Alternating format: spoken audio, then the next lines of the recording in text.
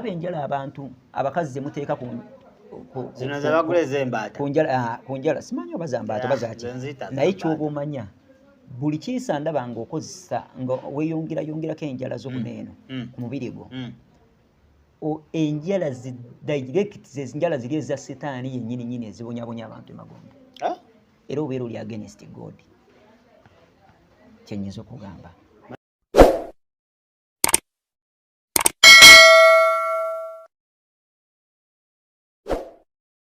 Mulungi era muwuliriza mulungi owa Daily Still Hope abali ku Daily Still Hope tu ate namwe abali ku Age Media tubaagala nnyo mwebale kubanga ate mutugoberera mwebale kubanga ate mutulaba oba akatuuka asooka subscribing o liking ate sharing ku 075234 ne 0761 0883 tukyali n'omukulu nga tugenda mu maaso wano tutuuse ndowooza amaaso go n'amatugo byonna njagala bibeere nga biri attentive tutuuse ku kinyusi wali tubadde twanjula naye kaakati ndowooza tutuuse ku keeki omukolo tunaatera okuba nga ate tugutuuka wakati waago halinisa hotero mu kibuga Jinja yitirawo ebintu bijja kuba nga ate bitambula bulungi n'abagambye ng'obutabi bwaffe obusoose gwe yeetaga linki akwatagana ku bikolesebwa n'ebirooto engeri gye tubinterpretingamu ate neki kye bitegeeza teekawo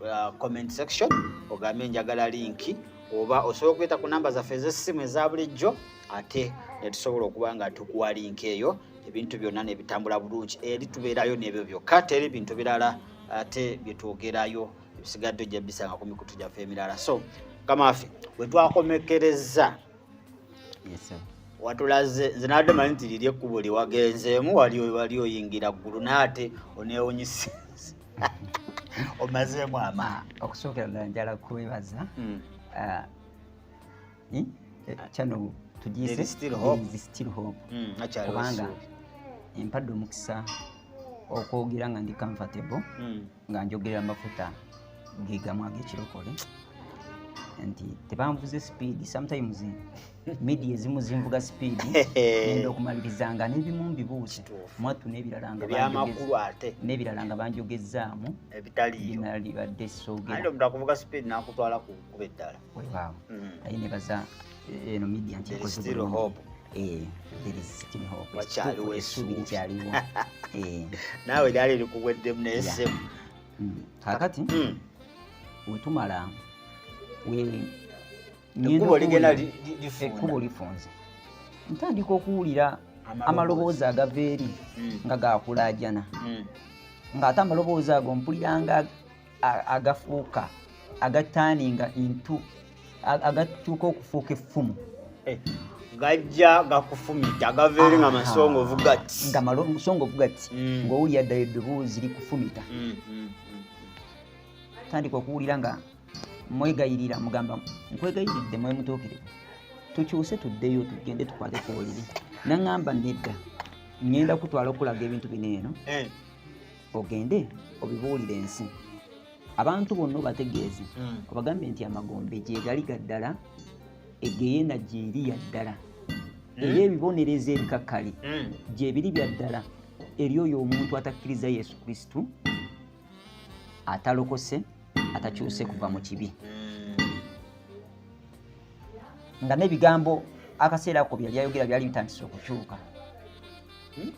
namwegayirira ne mugamba mwemutuukirivu olina ekisa tuzenga tukusaba n'okola abasumba bazenga bakusaba n'okola nkwegayiridde teeka n'akaseera okyuse onzizeeyo waliwo nase natuuka nentandika okulayira nentandika omwegayirira ne mugamba Mukama mpulira nga sikyayagala kubeera kugenda mu ggulu wadde Magombe mpulira nga sikyayagala kujja gy'oli sikyayagala ojja onkyalire ensisiingiisa nga mpulira muli mu nze ekintu omuntu kyatasobola kunnyonnyola muntu ssaawa zineeno naye kyobumanya kiruma kijjudde ennaku oli eyo gamba obonaabona eri ennaku osobola ogikwata musobola n'okunyumya nayo n'ogiwulira kubanga ogiwulira nga ennaku ng'ogiwulirira ddala bweti okumenyeka kw'omutima owulira nga kumenyeka nga sinakindi nga kutonnya omusaayi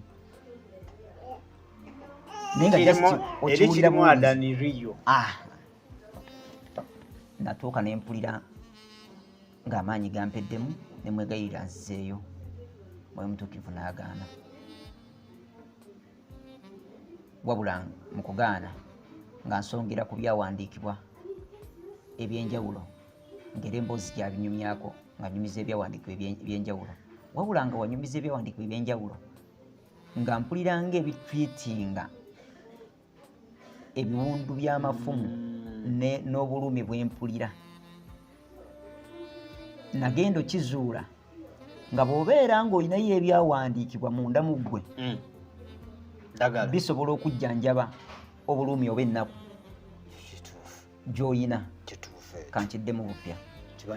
Nagenda okizuula ng'obulumi buli obuli eri bw'obeera nga wakwatayo bayibuli ebyawandiikibwa kale kankugambe ne biba 10 byokka.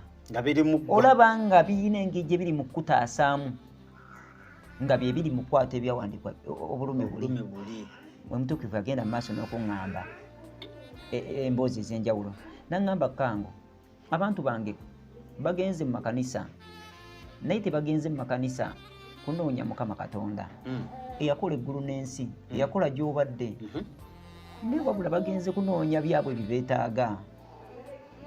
Tewakyaliyo mmeeme emenyese ng'emenyese ku lwange oba ku lwa Mukama Katonda, wabula zimenyeka lwabwe na ku lw'abasumba be babeeramu. Mu bwangu obw'ekitalo naŋŋamba Kango, ngenda kugamba ebigambo bino, ngenda kulaga ebintu bino, ogenda obigamba abantu.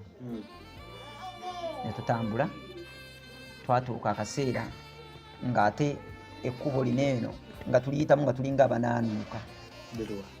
Effunda nga lifunze nga liyitamu bwe nti nga linyiga obulumi. Njagala mbabuulire, nali muli mu nze nga mpulira ng'asaliddwa omusango ogutali gwa kufa, wabula omusango gw'okubonerezebwa ebibonerezo ebikyasinze okubeera ebiruma. Ne tuyita mu kkubo liri, ekkubo gye liringanga gye lyali liggwerako. Natandika okulaba eri omuddo ogwayinganga mu kakubo kali akafunda bino bikoolakoola, ng'ekikoola kimu kikutonnyako, nze lumu nabba ne bantonnyessaako ebidomola. Tebiruma. Leka naawe sha kujjako nga ekidomola kye bakutonnyesezzaako litama amaze kinyikamu ice. Obulumi obuli emagombe basobola okutonyezaako ekidomola n'okkiriza n'obagamba bambi mukitonyeze wano eno mu liiso. Obulumi obuli emagombe tebugeraageranyizibwa ku bulumi bwa liiso. Ng'oli akutte ekidomola kye n'akitonyeza mu liiso lyo tebugeraageranyizibwa ku bwo. Leka naawe. Kati ng'ebikoola ebyatandikanga okunkoonangako, kati nga ggwe woonagenda ebintu bino eno wentuuka nga ntandise obibikulirwako kwewala, nze ne basanga nnyo abakazi mu bikoola mu nsiko. We basanga nnyo abakazi mu bikoola? We nagenda nga ntandise okubikulirwako nga mmaze okuva ne mu magombe, ne basanga nnyo abakazi mu nsiko. Nagambye nali mwenziruko. Ng'omenya bikoola byo wali ne bikola nga ppiro. Ebintu binene bye biringa ng'ebyali byajjanga ne bitandika okunjajinga. Ebikoola bye wamenyanga nga kikukoonako ng'owuliranga gwe batonyezaako. Ne bitandika okuyitawo, kati gye liggwera ekkubo waliyo obunnya obutakoma. Ekkubo gye lyagenda we natuuka wansi, we natuuka munda, ekkubo lyatuuka ne ttandika kubeera ng'abagwayo. Naye Mwoyo Mutuukirivu olw'okuba bwe nali ndi naye nagenderanga mu kuseeyeeya, naye ng'era mpulira nga ngenda kugwa. Eri entiisa nti ogenda. Ate natandika okulengera engeri y'amakomera agalinga agatengejja. Prisons. Mu bbanga. Twatandikanga okutuuka mu sections ez'enjawulo mu magombe, naye zonna ng'omuliro gubumbujja guti nga gwaka nga teguzikira. Nga ne woobeera nga tufunye muliro guli okukoonako, omukka gw'omuliro ne gujja ne gukutuukako, owulira ng'ogenda kufa. Nze nafunako accident 2 ezaddala nonna amanyo ne gamenyeka munamuna ne accident ezaddala naye sisangangako buluma nga mukka kwenkana mukka gwa magumbe wabeerayo omukka kyokka ekyewuunyisa sitaani abeera wali nga akujjukiza buli kintu ku nsi kye wali okozeeko ekibi ng'akujjukiza alaba ono namulimbisa akantu katono nnyo kale gyali mitwalo 2 gyokka n'okuba oli eŋŋumi nakufumita effumu leka naawe wemanya kujjukiza n'akuleka bamalayika ba sitaani bali emagombe balina emikira actually olaba engoye ze twambala nga olumu nga ziriko agasolosolo ziriko agasajja galina amaaso agatisa agannyowe gati ebintu ebyo ebifumufumu dragoni balina ebyo ebifumufumu ebiringanga ebiri ku dragoni ebyo bakufumita wakujjukizamu katono nnyo nagakalesinga nagende eri wejjuse nafumita nawulira nga omutima gwange gunakuwadde nnyo obulumi nga bunnuma naye wakati mu kukkirira twagendanga tuyita ku sections ez'enjawulo kwegamba nga example eringa ng'ensi naye nga ensi eyo ebumbujja ekiriro kati awo nga baasibiirawo abantu ab'ebika ebyenjawulo abakolaki kati amakomera gali ndowooza baasibanga omuntu okusinziira ku bye yakola kubanga we twali nga emirundi gino emirala gye nzize nga nzirayo omanyi ndi ku mboozi yasookera ddala abangi bagiwulira waliwo abatanaafuna mukisa gugiwulira obanga bagiwulira bawulira nk'akatambi kamu twebaza mukama nti there is still hope yegamba nti zonna okuva ebyatandikira mpaka gye byaggwera mpaka kati byonna egenda kubeera ebituwa ate nakati katonda akyannambuza byonna tujja bitegeera kaakati abantu abo nja batuukirako awantu awabeera awali minzaani oba balance esalawo oba ogenda mu ggulu oba ogenda wa mugeena waliwo minzaani ng'oyimirirako n'ebigere nekupima nedda kaakati buli muntu ekintu kyokola kidda ku bigabigabyo era ezo emboozi mwe mutuukirivu zagenda byebyawandiiko yajjanga ng'agenda nnyumiza nti mu biro eby'oluvannyuma omuntu nga bwe yakola bwe kityo bwe kiri mukolebwako ezo emboozi ezagenda nga azanyumiza buli we yazinyumizanga ananyumizanga ebyawandiikibwa n'enkimanya obulumi buli nga bukkakkana lye lyalinga eddagala ly'obulumi bwe nayitangamu kaakati nga nyingira nga tukkirira mu luutu yange yasooka tetulina we twayimirira naye wabula obunnya ekinnya kiri kye twali tugwamu bo bunnya butakoma bayibuli bweyogerako bwenyininyini busigala bukka osigala okka tewali mbate ntuuse wansi teri wootuuka nti ntuuse wabula wootuuka nolaba amakomera ge basiba nga bagazimba munda ne bateekayo agaggwa agakoze we bati ate nga gwe bakutadde bw'ogiramu booti omuliro gukookyezza ngeno weefumita kuli gwe ate ngodda booti waliwo wootuuka nawo biwuka bye bibonereza ng'envunyu ekuyita mu liiso lyo mu kamwako ng'envunyu ngumu ng'eyita mu linnyo lyo nerikubamu ekituli envunyu ebintu biri emagombe ebyewuunyisa naye nga byonna bibonyoobonyo ebyo yogera ku nvunyu ezo kubikulira 14 buli muntu asobola ogisoma envunyu nga ezobongola erinnyo neriyitamu eyo magalo natuuka akaseera nendaba nga envunyu zijja nga ziyingira nejja neyitira mu linnyo nga mpulira piini erinnyo ejula kunzita tobaga bagamba nti erinnyo liruma okusinga omwana azaala omwana liri lyali liruma nga mpulira ennuma kyokka jjukira bino ebigambo bye mbagamba nze saali nti nsaliddwa ebibonyoobonyo byange nti nali nfeesinga obulumi nga nze Yesu alolambuzibwa no nali mpulira ku bikolebwa bali nga binneekoonako bwekoonyi kubanga nga wenkugambye nti buli kimu kiramu. Kwegamba omuliro omuliro nawulira bbugumu kubanga sayingira mu muliro naye nawulira emizimu nga gituuka akaseera ga nasanga abasumba abatoototo abagudde ne bagenda mu geyeena nga oluusi bagwa muwala nga omuzimu gujja ne gulaga gino emizimu ganagazimu gano agaliyo eyo munda gamalayika ga sitaani nga gajja ne galaga kaliraba kino nakutega butezi kawala notasobola nakontrolinga mutima gwo nekimukwata nekimuyuza enjala. Olaba enjala abantu abakazi zemuteeka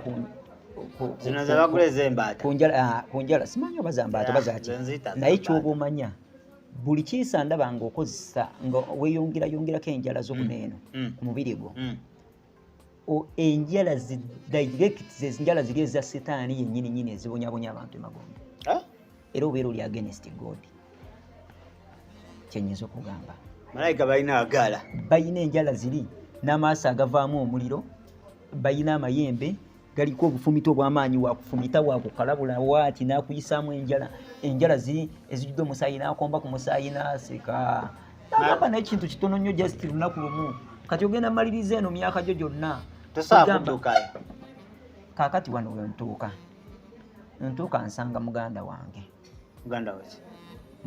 yankuba ennyo oligo wayambula bako yanyambula waliwo omulala ate yali yafa yenna essala ye namusabira n'ebikolimo bye namukolimira tufe bitasobola kusigalawo n'ebikolobero byakola abantu kuba teyakolanga nze nzekka bikolobero yafa kubanga era by that time ekyamu ekyayise ennyo okutubonyabonya nnyo yali alina siriimu ate nga talina suuli.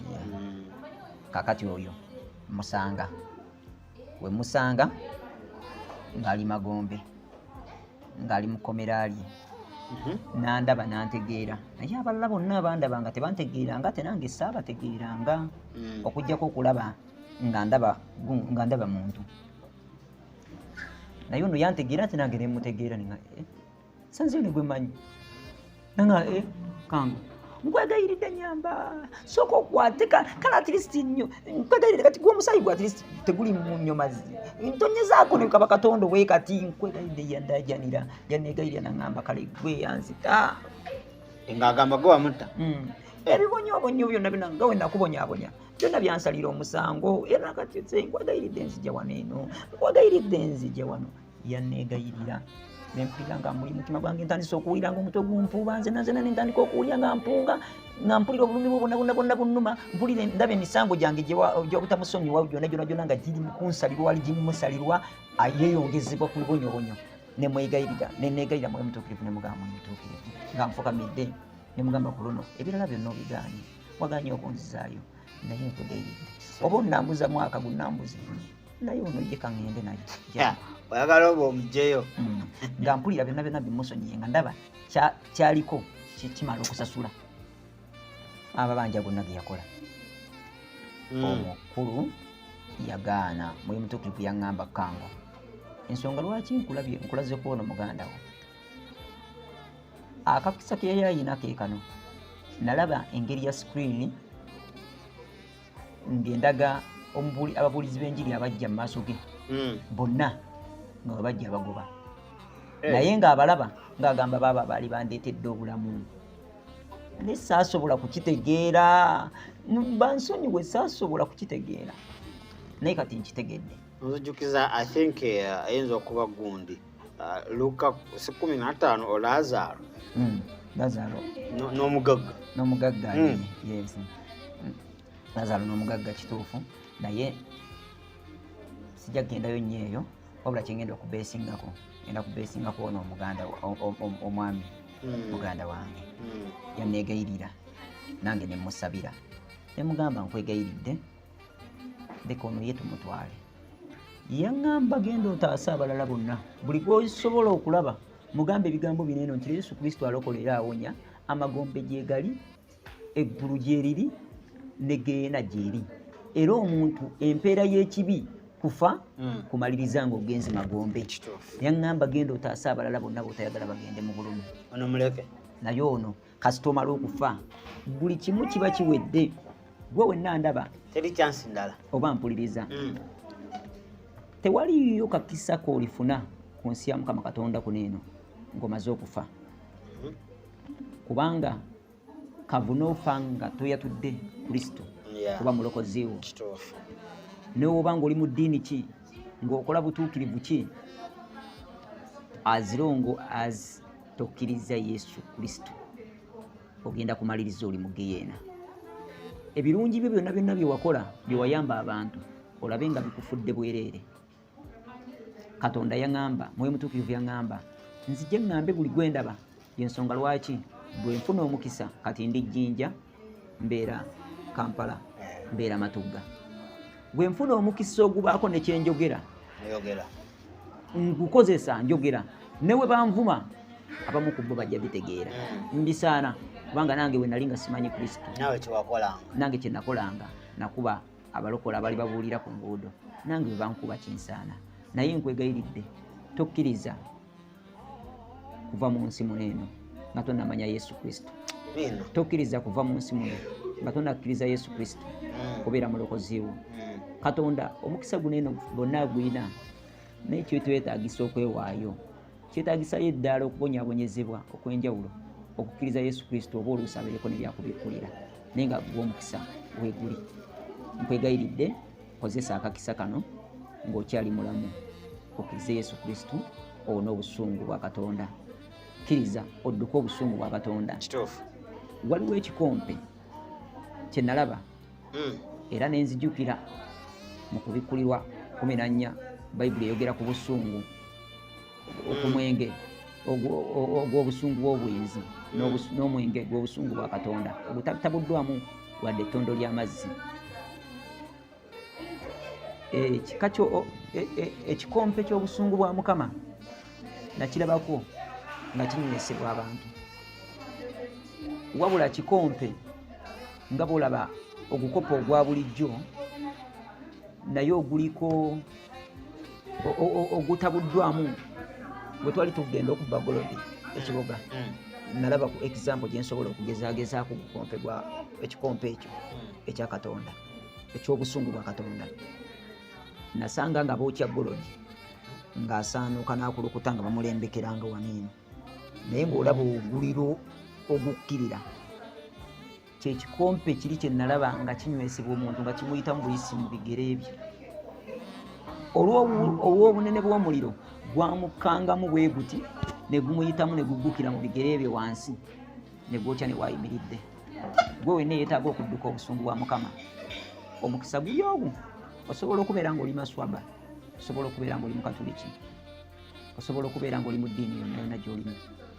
Ekitali kibi kubanga ekyo ky'omanyi naye bw'oba nga tokkiriza Yesu Kristo ogenda kumaliriza oli muliro. Oyinza okubeera nga weegendereza nga ne Bayibuli ogisoma nga weegendereza naye ng'ebigambo bibikkulirwa nga w'oyagala. Omanyi abantu abo basoma Bayibuli naye ebigambo babikkulirwa nga bwe baagala. Nze lumu nalaba na kompeyalingako Bayibuli bakayita katisimu y'Abakatoliki nga waneno mu kusooka waliwo bali bawandiise akatabo ako akoogera ku kubatizibwa nga kalaga bulungi nnyo nga beekwata enzikiriza 3.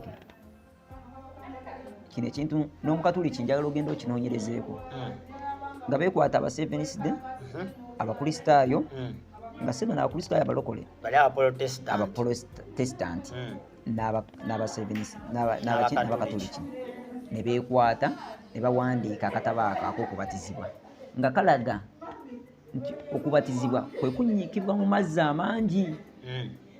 Naye mwattu omuntu ategeera obulungi ng'olina ebirowoozo bye bulungi olekerera amazzi amangi ne bakuyiwa amazzi mu kyenyi.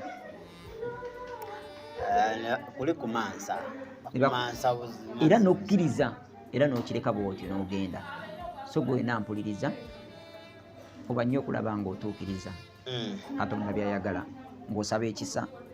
Ekirala kye nalaba ekyannyamba mu bintu ebimu oba ekize kinyamba kwe kwenenyaako funayo kakadde weenenye ogambe Mukama ansaasira kubanga nga nkyali mu Magombe omwo nasisinkana omuwala kubanga wetwagendanga nga tunyumya emboozi ne muli mutuukirivu namuwa emboozi ne mugamba nti kati nze sisobola kusonyiyibwa kituufu naye kitegeeza omuntu yakola akasango akatonotono bw'ati asobola okusonyiyibwa. Immediately nendaba omuvubuka ng'ali mulokole ng'azaalibwa maka malokole yayagala nnyo Katonda n'alokoka n'aweereza akaseera we yatuuka mu makkati awo ng'atuusa akaseera akuze teyakwana teyabeerangawo kwakira ku bakazi naye olunaku lumu mu kyaki mwenyini mwajja omuwala nga mulungi nga baweereza bonna nga buli wamutulaba n'amutunira nagamba negenda kumuwasa kulira nga mwagala teyafuna kakisa kamugamba olw'okuba yali akuuma obutuukirivu. Omanyi waliwo naffe abalokole wetutetta Bayibuli eyogera nega nti wetajja mukisa mu kanisa ojja mu kikolimo. Kaakati oli muwala oba omusajja ndaba otuuse emyaka egy'okuwasa naye osigadde nga weekuumira mu kikolimo eky'obutawasa eba eky'obutafumbirwa abamu kumwe mugamba Mukama atannayogera kale mukoze ebintu bingi naye wetubuuza engeri za Mukama zayogeramu mwenna muzimanyi engeri esooka gwaba zitugamba Katonda ayogera okuyita mu birooto Katonda ayogera okuyita mu kwolesebwa Katonda ayogera okuyita mu kigambo kye ekigambo kya Katonda ky'osoma Bayibuli kibagire bulungi. Katonda ayogera okuyita mu nature mu Bayibuli y'emu Katonda akuutira abantu n'abagamba wa mukisa oyo alaba omukazi owokukola ki engero ow'okuwasa afuna okuganja mu maaso ga Katonda naye era n'osigala ng'obuuza Mukama nfumbirwe abagamba bwe kaŋŋendeke wa nabbi naye namulabako muze bange kati wamala ng'otandika kukuuta otandika agag'okuloota ag'okuloota nga weebaka n'omukazi weebaka n'omusajja ago nago ng'ogawadde access ya kituufu ekyo mu bulamu obwo. Katugenda okumaliriza nga omuntu afiiridde awo nagenda okulaba nga bulazi oyo omuwala yafuna stress kubanga naye yali azze ekyali kimulese mu kyaki okusaba yali azze kusaba afuna obufumbo ate nga abusaba tabufuna kati omuwala wafuna stress tebamukwana Katonda yamuteekateekera ono tayeyogera asirise n'agenda nezo pressure yali asala ekkubo ne bamutomera nafa. Omuvubuka ono naye yatuuka akaseera ako kubanga omukazi gwe yali ateekeddwa okuwasa teyamugamba teyamuwasa yafa tawasizza. Kaakati ekyamusalira omusango okuyingira Magombe gaali amaaso ge agaalaba omukazi ne gamwegomba ate ne gatamugamba nti njagala kuwasa n'afa ng'afiiridde wamu mu kikolimo. Brother simanyi nakumanya abakyali singo simanyi amaaso gaago naye olibadde mulabi mulungi era muyiza mulungi wadde erisiro hope ndoza tetukyasukkawo olunaku olwaleero tujja tandikiraawo olunaku olwaleero omukulu yo waali ndowooza olunaku olwo tujja kuba nga ate tutandikiraawo webale kubanga obadde otugoberera agambye link ey'ebirooto n'okwolesebwa gisabe tugenda kuba nga ate tugikuwa nalo nga baddewo ku kamera kubanga kutuusaako ekifaananyi ekyo bannaye nalinisawo tetwagambe yo emikolo tegiggwawo so ndowooza events ezigenda okuba nga ate zitakinga place ensonga lwaki twagadde okuba nga tukoma wano soka osibule abantu olwaleero obasuubize olwokuna okomawo olwokuna. Yesu omulungi yeebazibwe mbabuzaako omulundi ogw'okulala njagala baga nti nze Kango Enjoga Abdiiri nsumba ekkanisa nekyo ojja kinyonyola ekya Angel Gabriel. Yes. Nsumba ekkanisa eyitibwa Local International Ministries. Bw'obeera mu Kampala olinnya okwata ku Bombo Road, bw'otuuka ku Bombo Road weeyongerako mu maaso katono eyo gy'osanga Matugga. Kati Matugga otuuka e Matugga waliwo ekizimbe kinene nnyo bakiyita Matugga Shopping Center. Emabega waakyo yambuka mu katono nnyo ng'otuuse ku Local International Ministries. Tubaawo ne services ez'enjawulo ng'era tusomeseza ddala abantu ku nsonga bwe zityo. Tuyinawo service twateekawo nga zo za njawulo nga zibuulira ku bantu ensonga bwe zityo indati basobole okwewala omulabe basobole okwewala amagombe era nga tutraininga n'abantu nga tuyigiriza abantu basobole okugenda okubuulirako at least ku bantu abalala. So nkugamba nti oba nga kyetaagisa okunoonyaako namba y'essimu ajagala ajje gyendi kubanga abantu bano ze mmanyi lwakisaagala okigabire ku mpewo. Ayagala enamba y'omukulu ojja kujja minibox yange. Enamba y'omukulu nja kubanga nkolaki nja kubanga ate njikuwa kaakati awo Local wetusangibwa tusaba buli lwa Sande tukkiririza mu busatu n'omwoyo mutukuvu tubaaniriza mu gye tusabeko ffenna. Amina. Mama w'abaana tomutumiddeeko okuva ku mpewo mutumiddeko mu linnya lya Mukama waffe Yesu Kristo. Kale atumiddeko yamuleseeyo ze naalo ng'ali ku kamera awo ng'akusikira kifaananyi ne Travis. Ndowooza tetugenda sukka wano olw'emikolo gya Ninsa naggambira Ninsa yo oba olina omukolo gyangu saayo n'emikolo gyo giba gitakinga place. Ye omukulu olunaku olwokuna agenda kuba ng'akomawo ndowooza kulo tujja kukeera ate tetujja funa kutaataganyizibwamu ng'olunaku olwaleero. Ndowooza Ninsa Hotel sigenda sukka wano tubaagaliza olunaku olungi mubeere bulungi mweraba.